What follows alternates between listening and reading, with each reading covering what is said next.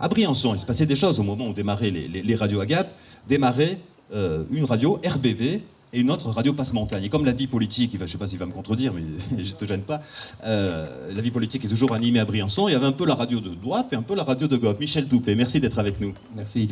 C'était pas exactement une radio de droite, une radio de gauche.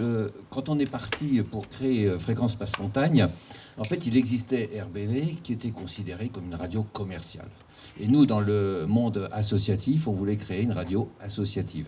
Alors c'est vrai que radio commerciale, RBV, quand on voit ce que sont devenus les réseaux de radio, bon, ça fait un petit peu rire, mais à l'époque, on voulait vraiment avoir quelque chose qui pétille, qui donne la parole à tout le monde, qui crée des formats qu'on voyait nulle part ailleurs. Et c'est ce qu'on a fait, donc, en liaison avec une association qui s'appelait Abricot.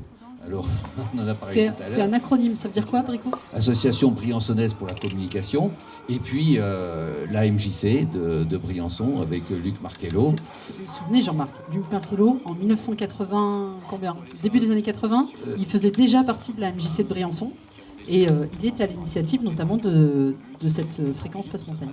Oui, alors Luc était rentré du Pérou et avait repris ma place puisque moi j'étais parti de la direction de la MJC, il m'avait remplacé. On a toujours gardé de très bons contacts et quand on a eu envie dans les années 87 de créer cette radio, tout naturellement on s'est mis ensemble pour aller de l'avant et commencer, alors non pas Radio Pirate comme on a pu le voir sur Gap, mais un petit peu quand même, puisque à l'époque le ministre de la Communication avait décidé qu'il n'y aurait plus d'appel d'offres et que c'était reporté à loin. Alors nous, on avait des équipes de bénévoles, plein de gens, le matériel, le studio que tout le monde avait aménagé de ses mains. Tout était prêt. On s'est dit, bon, on va quand même pas attendre. Donc on a démarré.